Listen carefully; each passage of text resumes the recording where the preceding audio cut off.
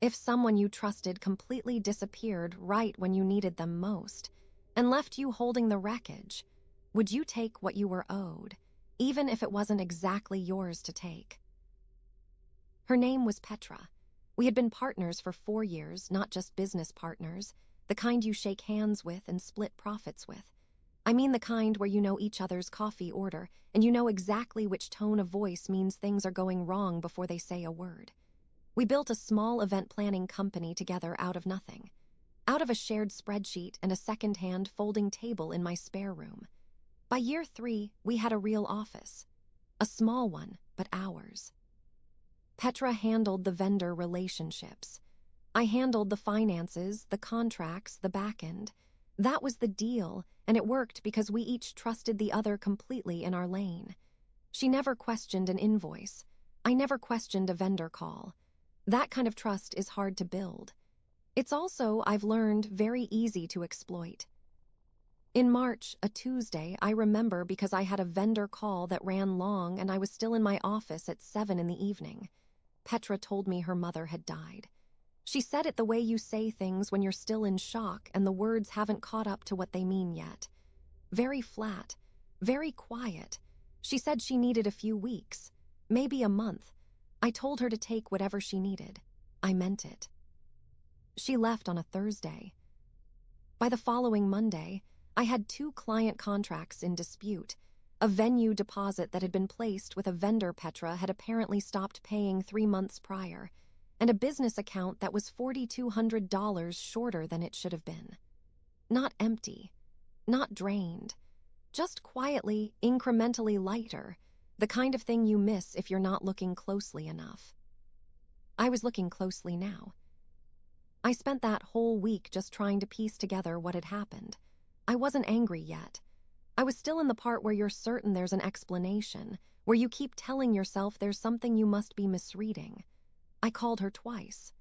She picked up once on Wednesday, and she sounded exhausted and far away, and she said she would explain everything when she got back. She said she was sorry. She sounded like she meant it. She didn't come back. She stopped answering her phone around the end of the month. Her personal email auto-replied. I drove past her apartment once. I'm not proud of that, and her car was gone. A neighbor told me she'd seen Petra loading boxes into a rental truck about 2 weeks before. So she'd known. Before she called me about her mother, before she asked for time, she had already known she was leaving. I won't tell you I didn't feel betrayed. I won't dress it up. I was furious in a way that made my hands shake. But I also had clients to answer to, a lease to cover, and a business that was bleeding out on the floor. And then, 6 weeks after she disappeared, a check arrived at the office. It was made out to Petra. Her name, our business address, she must have listed us as a forwarding address at some point, probably before she left. The return name on the envelope said it was from an estate. I held it up to the light the way you do, stupidly, like I was going to be able to read through the envelope. I set it on my desk. I walked away from it. I came back to it twice that evening before I locked up. The amount, when I eventually opened it, and I did open it, I won't pretend I didn't, was $11,000. Her mother's estate. An inheritance check, made out to Petra, sitting in a business that she had quietly gutted and walked away from. I sat with that check for 9 days. 9 days is a long time to argue with yourself. Long enough to run through every version of the story where you're the reasonable one. I told myself she owed me. Not symbolically, literally. The missing $4,200, the deposit I'd had to cover out of pocket, the client I'd lost because a contract had fallen through a gap she'd left open. By my count, she owed me close to $8,000. The check was for $11,000. So in some version of the math, she still came out ahead.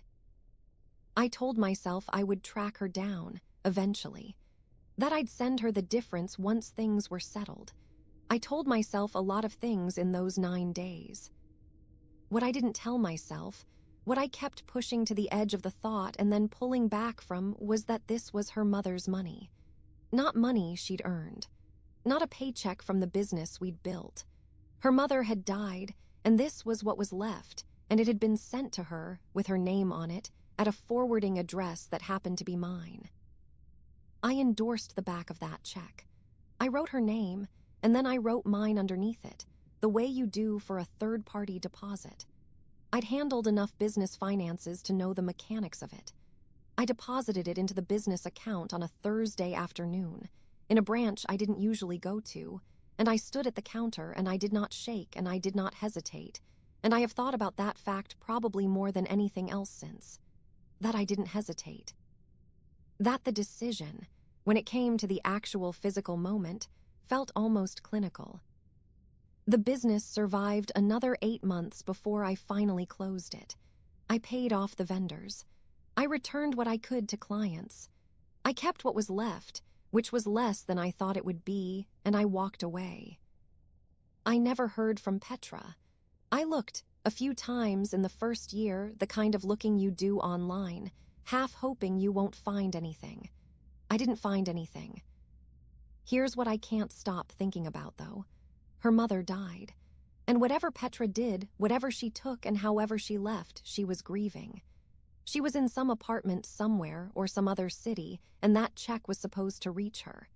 It was her mother's last thing. And it reached me instead, and I used it to pay a venue deposit and 2 months of office rent. I tell myself the debt was real, and it was. I didn't invent it. But I also know that there are things that shouldn't be touched even when you're owed them. Things that exist in a different category. A dead woman's money, passed down to her daughter. I'm not sure that category includes a settlement for a business dispute, no matter how legitimate the grievance. Some nights I think I did what I had to do. That Petra made her choices, and the consequences landed where they landed, and that's a kind of justice even if it's a rough and imperfect one. Other nights I think about that envelope. Her name printed on it. The way it felt in my hands before I opened it. The way I already knew, even then, that I was going to open it, and that I was probably going to cash it, and that I was going to spend the rest of my life deciding whether I was the villain of this story or just a person who got left holding someone else's wreckage and made the worst of a set of bad choices. I still don't know which one it is. I don't think I'm going to. I've turned this over so many times that the edges have worn smooth. I can hold it now without flinching the way I used to. But holding something without flinching isn't the same as having made peace with it. I know the difference. What I keep coming back to is this: the debt was real, but the money wasn't mine to take. Or maybe, the money wasn't mine to take, but the debt made it close enough. Or maybe those two things just sit side by side forever, and neither one cancels the other out. I don't know what you would have done. I genuinely don't, and I'm not sure I want to assume. What would you have done? Tell me in the comments.